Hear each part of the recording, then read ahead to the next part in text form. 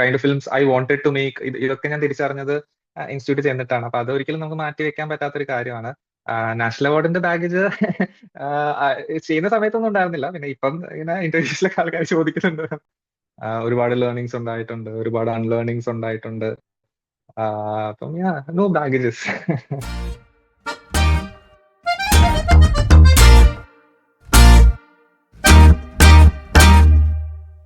Sharan വേണുഗോപാലിന്റെ cinema വരാൻ പോകുന്നു, നാരായണിന്റെ മൂന്ന് ആൺമക്കൾ. ശരൺ വേണുഗോപാൽ നമ്മുടെ കൂടെ ഉണ്ട്. Sharan, welcome. Thank you so much, Rajesh. I know you are you love reading. മുൻപ് ചെയ്ത SRFTI ന്റെ ഭാഗമായിട്ട് ചെയ്തിട്ടുള്ള ഫിലിമും it was based on literature. Yeah. So ഇതിന്റെ നാരായണിന്റെ ആൺമക്കളുടെ ഉത്ഭവം എങ്ങനെയാണ്? അതിൽ നിന്നും തീർച്ചയായിട്ടും വ്യത്യസ്തമായിട്ടുള്ള ഒരു, അതായത് ഇത് എന്റെ ഇൻസ്റ്റിറ്റ്യൂട്ട് പ്രൊജക്ടിന്റെ കുറിച്ചായിരുന്നു റെഫർ ചെയ്തിരുന്നത്. ഒരു പാതിരാ സ്വപ്നം പോലെ. അത് അവിടുത്തെ എന്റെ ഡിപ്ലോമ ഫിലിം ആയിരുന്നു, ഷോർട്ട് ഫിലിം ആയിരുന്നു അത്. പക്ഷേ പറഞ്ഞതുപോലെ അതിൽ നിന്നും വ്യത്യസ്തമായിട്ടുള്ള ഒരു എഴുത്ത്, ഒരു പ്രോസസ് ഓഫ് റൈറ്റിംഗ് ആയിരുന്നു ഇതിലുണ്ടായിരുന്നത്. അപ്പൊ അതിനെനിക്കൊരു ബേസ് മെറ്റീരിയൽ ഉണ്ടായിരുന്നു. സുഷ്മിത് സന്ത്രൂത്തിന്റെ വൈഭവം എന്ന് പറഞ്ഞൊരു ചെറുകഥയെ ആസ്പദമാക്കിയിട്ടായിരുന്നു അത് ചെയ്തത്. ഇങ്ങോട്ട് വരുമ്പം എനിക്കൊരു സ്റ്റാർട്ടിംഗ് പോയിന്റ് എന്ന് പറഞ്ഞ, സത്യം പറഞ്ഞ അങ്ങനെ ഒരു കഥയോ അല്ലെങ്കിൽ ഇന്ന ഒരു സബ്ജക്റ്റോ ആയിരുന്നില്ല. റാദർ ദാൻ അതൊക്കെ എനിക്കൊരു സ്പേസ് ആയിരുന്നു ഉണ്ടായിരുന്നത്. അപ്പം എനിക്ക് ഒരുപാട് കാലത്ത് ആഗ്രഹമായിരുന്നു. അവിടെ കോഴിക്കോട് അടുത്തുള്ള കൊയിലാണ്ടി എന്ന് പറഞ്ഞൊരു സ്ഥലമുണ്ട്, ഒരു സ്മോൾ ടൗൺ. അപ്പൊ അവിടെ ബേസ് ചെയ്തിട്ട് എന്തെങ്കിലും എഴുതണം എന്നുള്ള ഇൻസ്റ്റിറ്റ്യൂട്ടിൽ പഠിച്ചപ്പോഴേ ഇങ്ങനെയുള്ള ഒരു ആഗ്രഹമായിരുന്നു. അപ്പൊ ആ സമയത്ത് ദിസ് ഇസ് 2018. അപ്പോ ഞാനൊരു വൺ ലൈനർ, കുറച്ചൊരു ചെറിയ സിനോപ്സിസ് ഒക്കെ എഴുതി വെച്ചു. എനിക്ക് തോന്നുന്നു ഒരു ഫ്യൂ പേജസ് ഓഫ് സ്ക്രിപ്റ്റും ആ സമയത്ത് എഴുതിയിരുന്നു, ഒരു 8-10 പേജ് എന്തോ. പിന്നെ ബ്രേക്ക് വന്നു, ഈ ഡിപ്ലോമ ഫിലിം ചെയ്യേണ്ടതായിട്ടുള്ള ഒരു ബ്രേക്ക് വന്നു. പിന്നെ അത് കഴിഞ്ഞിട്ട് കുറച്ച് വീണ്ടും ഇത് എഴുതാൻ തുടങ്ങി. പിന്നെ വീണ്ടും കോവിഡ് വന്നു. ആ ഒരു സ്പേസിലേക്ക് എനിക്ക് പരിചയമുള്ള കുറെ ക്യാരക്ടേഴ്സ് വന്നു. പിന്നീട് ആ ക്യാരക്ടേഴ്സിന്റെ ഇന്ററാക്ഷനിലൂടെ ഒരു നെറേറ്റീവ്, ഒരു ഡ്രാമ അത് ഒരു ഡെവലപ്പ് ചെയ്ത് വരുമായിരുന്നു. ഒരു എന്താ പറയാ, ഭയങ്കര ഒരു ഓർഗാനിക് ആയിട്ടുള്ള ഒരു പ്രോസസ് ആയിരുന്നു അത്, ഞാൻ നോക്കി കാണുമ്പോൾ. ഇതിന്റെ ഒരു കാസ്റ്റിംഗ് ഒരു വളരെ അതെ. അൺയൂഷ്വൽ ആയിട്ടുള്ള ഒരു കാസ്റ്റിംഗ് പോലെ തോന്നി. എന്ന് വെച്ചിട്ടുണ്ടെങ്കിൽ നമ്മള് സാധാരണ ഒരു കൊമേഴ്സ്യൽ ഫിലിം അല്ലെങ്കിൽ തിയേറ്ററിലേക്കുള്ള ഫിലിം എന്ന് പറയുമ്പോൾ അതിന്റെ ഒരു തരം കാസ്റ്റിംഗ് രീതികൾ ഉണ്ടല്ലോ, അതിനൊക്കെ ബ്രേക്ക് ചെയ്തുകൊണ്ടുള്ള ഒരു സംഭവമായിട്ട് തോന്നിയിരുന്നു. So could you talk about the casting procedure and how you came to these? എനിക്ക് തോന്നുന്നു വളരെ വളരെ കമേഴ്ഷ്യൽ ആയിട്ടുള്ള ഒരു കാസ്റ്റിംഗ് ആണെന്നാണ് എന്റെ വിശ്വാസം. പക്ഷെ എന്റെ പ്രോസസ് എന്ന് പറഞ്ഞാൽ, ഇപ്പം ഇവരുടെ 3 പേരുടെയും മുഖം ഞാൻ മുമ്പേ ഏതൊക്കെയോ ഇന്റർവ്യൂസിൽ പറഞ്ഞിരുന്നു. 3 പേരുടെ മുഖം എഴുത്തിൽ എപ്പോഴും എഴുതുന്ന പ്രോസസ്സിൽ കയറി കൂടിയതായിരുന്നു. അപ്പൊ ആ സമയത്ത് അത്ര സീരിയസ് ആയിട്ടൊന്നും എടുത്തിട്ടില്ല. പിന്നീട് എനിക്ക് തോന്നുന്നു അത് ഒരു ഇമ്പോർട്ടന്റ് ആയിട്ടുള്ള ഒരു ടേണിംഗ് പോയിന്റ് ഈ പടത്തിന്റെ ജേർണിയിൽ സംഭവിച്ചത്, ഞാൻ പല സ്ഥലത്തും പറയാൻ വിട്ടുപോയ ഒരു കാര്യമായിരുന്നു. അതായത് ഞാൻ കഥ ജിയോ ബേബിയുടെ അടുത്ത് നറേറ്റ് ചെയ്തിരുന്നു.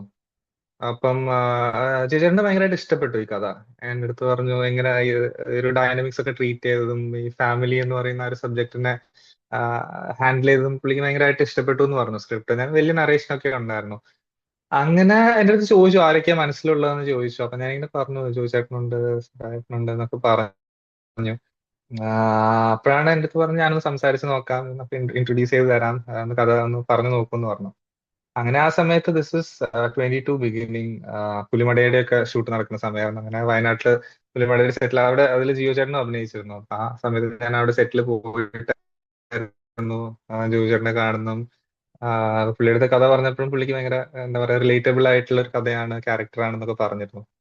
അപ്പൊ അങ്ങനെയായിരുന്നു ഇതിന്റെ ആ ഒരു കാസ്റ്റിംഗ് കിക്ക് സ്റ്റാർട്ട് ചെയ്ത ായിരുന്നു. അങ്ങനെ എന്താ പറയാ ഇന്ന റീസൺ ആണ് അല്ലെങ്കിൽ അവരുടെ ഒരു സ്റ്റാർഡമോ അത് മാത്രം കണ്ടിട്ടാണ് കാസ്റ്റിംഗ് എന്നുള്ളതാണ്, rather than the actors they are, the talent they are, അങ്ങനെയുള്ള ഒരു കാസ്റ്റിംഗ് ആയിരുന്നു ഇത്. ഇത് 3 പേരും മാത്രമല്ല, ഒരുപാട് നല്ല ആക്ടേഴ്സ് സിനിമയ്ക്കകത്തുണ്ട്. കാരണം ഒരു പെർഫോമൻസ് ഓറിയന്റഡ് ആയിട്ടുള്ള ഒരു കഥയാണ്. അപ്പം Definitely, we should also talk about Gargi. Gargi was there in your short film. പുള്ളിക്കാരി ഉണ്ടായിരുന്നു. And it's A pleasant Har performance. ഇപ്പൊ നമ്മള് ഗ്രാമവൃക്ഷത്തിലെ കൊയിലാണെങ്കിലും ഇപ്പൊ recent I watch another film also. So വളരെ ഹോപ്പ്ഫുൾ ആണ് talking about Gargi. So how was it working with Har? Gargi ഇപ്പം പാതിരാസ്വപ്നം പോലെ ചെയ്യുമ്പം വളരെ ചെറിയ ഒരു മിനിമൽ ആയിട്ടുള്ള ഒരു നമ്പർ ഓഫ് ഡേയ്സ് ഓഫ് ഷൂട്ടേ ഉണ്ടായിട്ടുള്ളൂ. എനിക്ക് തോന്നുന്നു ഗാർഗി വാസ് ദേർ ഫോർ 7 ദിവസത്തെ ഷൂട്ടായിരുന്നു ആ സിനിമ. അതില് ഷോർട്ട് ഫിലിം ആയിരുന്നു. അതിൽ 4 ദിവസം എന്താണ് ഗാർഗിയുടെ കൂടെ ഷൂട്ട് ഉണ്ടായിരുന്നത്. അപ്പം വളരെ ലിമിറ്റഡ് ആയിട്ടുള്ള ഒരു ഇന്ററാക്ഷനും, പക്ഷെ വാട്ട് എവർ ഷി ഡിഡ് എന്നെ ഭയങ്കരമായിട്ട് ഇംപ്രസ് ചെയ്തിരുന്നു ആ സമയത്ത്. നാരായണിയിലേക്ക് എത്തുമ്പോഴത്തേക്കും എനിക്ക് അറിയാമായിരുന്നു, അതായത് ലൈക്ക് നമ്മൾ ഓഡിഷൻ ഒക്കെ ചെയ്തിരുന്നു, ബട്ട് ഈവൻ ബിഫോർ അങ്ങനെ ഒരു ഗാർഗിനെ വിളിച്ചാലോ എന്നുള്ള ഒരു തോട്ട് വന്നപ്പം എനിക്ക് ഉറപ്പായിരുന്നു that she could pull this off എന്നുള്ള ഒരു ഒരു സംഭവം എനിക്ക് തോന്നിയിരുന്നു. But then we did the auditions and all, and everyone, നമ്മുടെ ക്രൂ എല്ലാവരും like we were happy with what we were getting. ഷൂട്ടിലേക്ക് കടക്കുമ്പോഴും ലൈക്ക് എനിക്ക് തോന്നിയിട്ടുള്ള വളരെ ബ്രില്യന്റ് ആയിട്ടുള്ള ഒരു ആക്ട്രസ് ആണ് ഗാർഗി. ഇപ്പം നമ്മളൊരു വലിയൊരു ടേക്ക് ഒക്കെ കഴിഞ്ഞിട്ട് ഇപ്പൊ ചിലപ്പോഴൊക്കെ എനിക്ക് റീടേക്സ് ഒക്കെ പോകാൻ ഒരുപാട് ഇഷ്ടമുള്ള ഒരു ഡയറക്ടറാണ്. അപ്പൊ ഇടയ്ക്കൊക്കെ ഞാൻ ചോദിക്കും, നമ്മൾ നടുവിൽ വന്ന ഒരു ചെറിയൊരു സാധനമല്ലേ, അത് മാത്രം ഒന്നും എനിക്ക് മാറ്റി തരാമോ എന്ന് പറയും.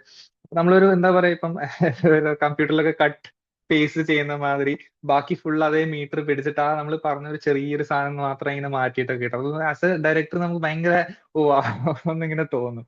എനിക്ക് തോന്നുന്നു വളരെ പ്രോമിസിങ് ആയിട്ടുള്ള ഒരു ആർട്ടിസ്റ്റ് ആണ് Gargi. And I'm sure she'll reach bigger levels and ഒരുപാട് നല്ല ക്യാരക്ടേഴ്സ് ചെയ്യുന്നതാണ് എനിക്ക് തോന്നുന്നത്. We should definitely talk about the technicians as well. ഇപ്പൊ അപ്പു ആണെങ്കിലും അത് പറയുമ്പോൾ എനിക്ക് എഡിറ്ററിന്റെ പേര് I have not heard. So is he not Malayali? He is not a Malayali. He is from Orissa, Jyoti Swaroop Panda. Jyoti പുള്ളിക്കാരൻ എന്റെ ക്ലാസ്മേറ്റ് ആയിരുന്നു SRFTയില്. നമ്മുടെ എല്ലാ ക്രൂ മെമ്പേഴ്സും most of them are you know SRFTI products ആണ്. ഇപ്പം Appu is a senior of mine. Jyoti എന്റെ ബാച്ച്മേറ്റ് ആണ്, എഡിറ്റർ. അതുപോലെ സൗണ്ട് ഡിസൈൻ ചെയ്തിരിക്കുന്ന ജയദേവൻ ചക്കാടത്ത് നമ്മളെക്കാളും ഒക്കെ സീനിയർ ആയിട്ടുള്ള ഒരു അവിടെ പഠിച്ചതാണ്. അങ്ങനെ so yeah, editor is an non Malayali. അദ്ദേഹത്തിന്റെ ഒപ്പം തീർച്ചയായിട്ടും ഒരുമിച്ച് പഠിച്ചപ്പോ ഒരു വൈബ് ഉണ്ടായിരിക്കും. ഒരു content is like you know text മലയാളമാണല്ലോ. അപ്പോ ഹൗ വാസ് ദാറ്റ്? ഒരു ജനറേഷൻ മുമ്പ് എന്ന് വെച്ചിട്ടുണ്ടെങ്കിൽ they leave the footages with editor. ഇപ്പൊ എങ്ങനെയാണെന്ന് എനിക്ക് അറിയില്ല. Like youngsters work together. So how was this procedure of editing? നമ്മള് first of all we have done all. ഞാൻ ഇൻസ്റ്റിറ്റ്യൂട്ടിൽ പഠിച്ച എല്ലാ പ്രോജക്ട്സും ജ്യോതി തന്നെയായിരുന്നു എഡിറ്റ് ചെയ്തത്. അപ്പം ഹി നോസ് ദ എന്താ പറയാ, എനിക്ക് വേണ്ട ഒരു ഒരു റിത്തം ആൻഡ് പേസ് അതെല്ലാം അറിയാം. ഇപ്പൊ although every project is different from one and other. അപ്പം നാരായണിയുടെ കേസിൽ നമ്മൾ ഫോളോ ചെയ്തപ്പം ഡെഫിനറ്റ്ലി ഡെയിലീസ് എഡിറ്റിലേക്ക് പോവായിരുന്നു. അപ്പൊ അവിടെ he has an associate editor who's a Malayali. അപ്പം പിന്നെ he has a completely translated script ഉണ്ട്. അതായത് എന്താണ് നമ്മുടെ മലയാളം ഡയലോഗ്സ്, അതിന് completely exact word to word translation ഞാൻ ചെയ്തിട്ടുണ്ടായിരുന്നു. അപ്പോൾ അത് വെച്ചിട്ട് he'll make a line up, ഒരു റഫ് എഡിറ്റ് പോലെ ഉണ്ടാക്കും. പിന്നെ വൺസ് ആഫ്റ്റർ ദ ഷൂട്ട് ഞാനും നമ്മൾ ഒരുമിച്ചിട്ടായിരുന്നു we go through every scenes. ഇപ്പം ഡയലോഗ്സിലൊക്കെ ചിലപ്പോൾ നമുക്കിപ്പം ഓക്കെ ഈ ഇന്ന word it should be on the other persons. ഇപ്പൊ രണ്ടുപേരുടെ കോൺവെർസേഷൻ ആണെങ്കിൽ ഇപ്പം this word should come on the other persons face എന്നോ, അല്ലെങ്കിൽ ഈ കട്ട് കുറച്ചുകൂടെ നേരത്തെ ഈ ഡയലോഗിനോ, അല്ലെങ്കിൽ ഈ വേർഡ് പറയുന്നതിന് മുന്നേ വേണോ, അങ്ങനത്തെ ഫൈൻ ട്യൂണിങ്സ് ഒക്കെ ഒരുപാട് നടക്കും. പക്ഷെ ബേസിക്കലി ഒരു ഒരു എന്താ പറയാ, ടൈം സ്പേസിന്റെ ഒരു ഇതാണല്ലോ എഡിറ്റിംഗ് എന്ന് പറയുന്നത്, നല്ല ഫിൽം മേക്കിംഗ് ഇൻ ജനറൽ. അത് ഇറ്റ്സ് ബിയോണ്ട് എനി ലാംഗ്വേജ്. അപ്പം അതിന് ലാംഗ്വേജ് മനസ്സിലാക്കണമെന്നില്ല, പക്ഷെ ഡെഫിനറ്റ്ലി അതിന്റെ ഒരു ഒരു ഒരു കൾച്ചറൽ അല്ലെങ്കിൽ ഒരു ലാംഗ്വേജിന്റെ ഇന്റർക്കസീസ് ഒക്കെ മനസ്സിലാക്കണമെങ്കിൽ ഡെഫിനറ്റ്ലി ആസ് എ മേക്കർ ഞാൻ കൂടെ ഉണ്ടാവാറുണ്ട് എഡിറ്റിൽ. അങ്ങനെയായിരുന്നു അതിന്റെ ഒരു പ്രോസസ്സ്. ഒരു ഡെബ്യൂട്ട് ഫിലിം ഡയറക്ടറിന്റെ ഒരു ഫ്രീഡം ഉണ്ട്. അതേസമയം I don't know whether it was A baggage, national award winning short film maker എന്നുള്ളതിന്റെ ഒരു അതും. And also institute also is kind of like people might be expecting. അങ്ങനെ എന്തെങ്കിലും തോന്നിയിരുന്നോ വൈൽ മേക്കിംഗ്? വർക്ക് ചെയ്യുന്ന സമയത്തില്ല. ഇത് മാത്രമല്ല, എനിക്ക് തോന്നുന്നു അങ്ങനെ ഞാൻ ഒരു രീതിയിലുള്ള ബാഗേജസും വെക്കാതിരിക്കാൻ ശ്രമിച്ചിട്ടുണ്ട്. അതൊരു ബോധപൂർവമായിട്ടുള്ള ശ്രമമൊന്നും അല്ല, പക്ഷെ ഞാനൊരു ഫ്രീ മൈൻഡിൽ ഡയറക്ട് ചെയ്യാനായിരുന്നു ശ്രമിച്ചത്, എഴുതുമ്പോഴും ഡയറക്ട് ചെയ്യുമ്പോഴും. പിന്നെ നമുക്ക് ഈ ഐഡന്റിറ്റീസ് ഒന്നും നമുക്ക് മാറ്റാൻ പറ്റില്ല. ഇപ്പം I M what I M because of this institute. എന്റെ ലേണിംഗ് എന്ന് പറഞ്ഞാൽ ഇൻസ്റ്റിറ്റ്യൂട്ടിൽ പോയിട്ടാണ് ഐ ഹവ് ഡെവലപ്ഡ്. ഒബ്വിയസ്ലി അതിന് മുമ്പ് ഫിലിം വാച്ചിങ് ഒക്കെ ഉണ്ടായിരുന്നു, പക്ഷെ എന്റെ ഒരുപാട് വേൾഡ് വ്യൂവും the kind of films I like, the kind of films I wanted to make, ഇതൊക്കെ ഞാൻ തിരിച്ചറിഞ്ഞത് ഇൻസ്റ്റിറ്റ്യൂട്ടിൽ ചെന്നിട്ടാണ്. അപ്പൊ അത് ഒരിക്കലും നമുക്ക് മാറ്റി വെക്കാൻ പറ്റാത്തൊരു കാര്യമാണ്.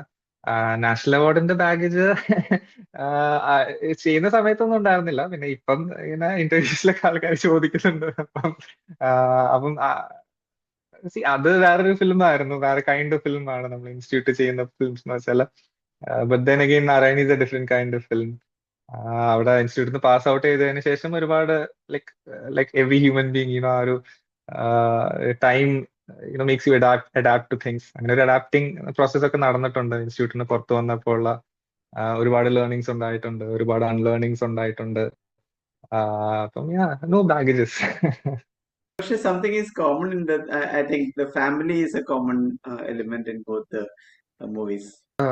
പാതിരാ സ്വപ്നം പോലെ എന്ന് പറയുന്ന ആ ഷോർട്ട് ഫിലിം അതൊരിക്കലും ഒരു ഫാമിലി എന്ന് പറഞ്ഞ ഒരു സ്റ്റാർട്ടിംഗ് പോയിന്റിൽ തുടങ്ങിയതല്ലായിരുന്നു. അത് ഈ ഇൻഡിവിജ്വൽ, ഈ സുധ എന്ന് പറയുന്ന ഇൻഡിവിജ്വലിന്റെ ഒരു ജേണിയാണ് ആ സിനിമ.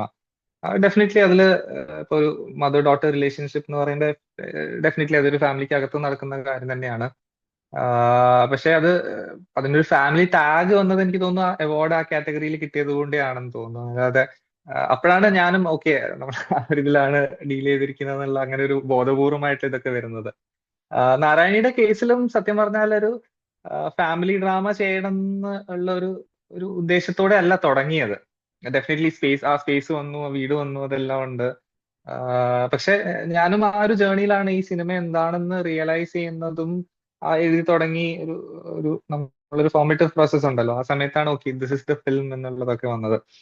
പക്ഷെ ഒരിക്കലും അങ്ങനെ ഒരു പ്രീകൺസീവ്ഡ് ആയിട്ട് ഇന്ന ജോൺറയിൽ ഒരു പടം ചെയ്യണം എന്നൊന്നും വിചാരിച്ചിട്ടില്ല. It just happened. മുൻപ് ഒരു ജനറേഷൻ, ഒരു 10 കൊല്ലം മുമ്പത്തെ എന്ന് പറയുന്നത് അവരുടെ അടുത്ത് നിന്ന് കുറെ ടേക്ക് അവേസ് ഉണ്ട്, ഇൻസ്റ്റിറ്റ്യൂട്ടിൽ നിന്ന് കുറെ ടേക്ക് അവേസ് ഉണ്ട്. So in a way there is a challenge as well as in what we learn, what we are observing from. ഇപ്പോൾ പ്രത്യേകിച്ച് പാൻഡമിക് സമയത്ത് നമുക്ക് ഒരുപാട് OTT ഇൻപുട്സും across the world we have been getting. So people are aware of what is happening, what's new, what is contemporary, what political. I'm not talking about the political, so-called political correctness, but political influences what film can do. അപ്പൊ അങ്ങനെ ചിന്തിക്കുമ്പോ നമ്മൾ എവിടെയെങ്കിലും stuck ആവുന്നുണ്ടോ, അതോ it's an opportunity എന്നാണോ, എങ്ങനെയാ തോന്നുന്നത് ശരി? സത്യം പറഞ്ഞാൽ അങ്ങനെ ഇപ്പൊ സിനിമ ചെയ്യുന്ന സമയത്ത് ഇപ്പം ഈ സിനിമയുടെ എനിക്കിപ്പോ വേറെ റെഫറൻസ് ഒന്നും ഇല്ല, ഞാൻ ഈ ഒരു സിനിമയാണ് ചെയ്തിട്ടുള്ളത്, ആദ്യത്തെ സിനിമ ആയതുകൊണ്ട്. അപ്പൊ ആ സമയത്ത് ഇങ്ങനത്തെ ആലോചനകളൊന്നും ഉണ്ടായിരുന്നില്ല. എന്താ പറയാ, അങ്ങനെ ഇങ്ങനെ എന്നുള്ള I mean may be it's very valid. പക്ഷെ എനിക്ക് എന്തോ ആ സമയത്ത് അങ്ങനെ എഴുതുമ്പോൾ ഞാൻ ഫ്രീ ആയിട്ട് എഴുതാൻ ശ്രമിക്കുന്ന ഒരാളാണ്. നമുക്ക് ഔട്ട്സൈഡ് വേറെ ഫാക്ടേഴ്സ് ഒന്നും നമ്മളെ എഫക്ട് ചെയ്യരുതെന്ന്, അങ്ങനെ ഒരു സെൽഫ് സെൻസർഷിപ്പ് ഒന്നും ഉണ്ടാവരുതെന്ന് വിചാരിച്ചിട്ട് എഴുതുന്ന ഒരാളാണ് ഞാൻ. പക്ഷെ അത് വരാറുണ്ട് അൺനോയിങ്ലി. ഇപ്പം അത് നമ്മളെ എഫക്ട് ചെയ്യും. അങ്ങനെ നമ്മൾ എത്രത്തോളം അതിനെ റെസിസ്റ്റ് ചെയ്താലും അങ്ങനെയുള്ള ഒരുപാട് ഔട്ട്സൈഡ് സാധനങ്ങൾ നമ്മളെ എഫക്ട് ചെയ്യുമായിരിക്കും. പക്ഷെ എന്നിരുന്നാലും എനിക്ക് തോന്നുന്നതാണ് ഏതൊരു ആർട്ടിസ്റ്റ് ആണേലും ഇങ്ങനത്തെ ഇപ്പം നമ്മൾ സോ കോൾഡ് എക്സ്റ്റേണൽ ഫാക്ടേഴ്സ് നമ്മളെ എഫക്ട് ചെയ്യാതെ നമ്മുടെ ഒരു വർക്ക് ഓഫ് ആർട്ട് അത് എക്സിക്യൂട്ട് ചെയ്യണം എന്നാണ് എനിക്ക് തോന്നുന്നത്. ഇപ്പൊ പ്രിവ്യൂ 1-2 പ്രിവ്യൂ കഴിഞ്ഞിട്ടുണ്ടാവുമല്ലോ. സോ അത് കഴിഞ്ഞിട്ട് not from the people who have worked within, അല്ലാതെയും കുറച്ച് ഫീഡ്ബാക്ക് കിട്ടും. So how was the feedback in general? Was it exciting? It's very exciting. I mean, and I don't want to reveal much, so പക്ഷേ it's very positive. നമുക്കങ്ങനെ ഒരുപാട് അങ്ങനെ ഒരു public screenings ഇതുവരെ ഉണ്ടായിട്ടില്ല. പക്ഷേ what ever limited it's very positive, and I'm really excited for tomorrow. ഇതിന്റെ പ്രൊഡ്യൂസറിന്റെ ഭാഗം നമ്മൾ like goodwill is kind of promising brand after നമ്മുടെ കിഷ്കിന്ധാകാന്ഡം കൂടി കഴിഞ്ഞപ്പോൾ നമുക്ക് അതിന്റെ ഒരു പ്രോമിസിംഗ് ഉണ്ട്. So you would like to comment anything about Joby and the team? കാരണം ഇപ്പൊ നമ്മളൊരു സിനിമ നന്നായിട്ട് ചെയ്താൽ മാത്രം പോരാ, അതിനെ കറക്റ്റ് ആൾക്കാരുടെ ഐ മീൻ കറക്റ്റ് അതായത് ഓഡിയൻസിന്റെ അടുത്ത് കറക്റ്റ് ആയിട്ട് എത്തിക്കുക എന്ന് പറയുന്നത് ഒരു ടീഡിയസ് ആയിട്ടുള്ള പ്രോസസ്സാണ്. അതൊരു ഒട്ടും എളുപ്പമല്ലാത്തൊരു കാര്യമാണ്. അപ്പോൾ അങ്ങനത്തെ ഒരു സിനാരിയോയിലാണ് ഇപ്പൊ ഗുഡ്വിൽ പോലത്തെ ഒരു പ്രൊഡക്ഷൻ ഹൗസിന്റെ റെലവൻസും ഇമ്പോർട്ടൻസും. അപ്പം ചോബിചേട്ടനും ഗുഡ്വിലും ഭയങ്കര വലിയൊരു സപ്പോർട്ടാണ് ഈ ഫിലിമിന് തരുന്നത്. Like I am really grateful and എന്താ പറയാ, ഒരു ലക്കി ഇതായിട്ട് ഞാൻ കാണുന്നു. Superb. I think we'll definitely talk once movie is out, and I wish you all the best. Thank you so much.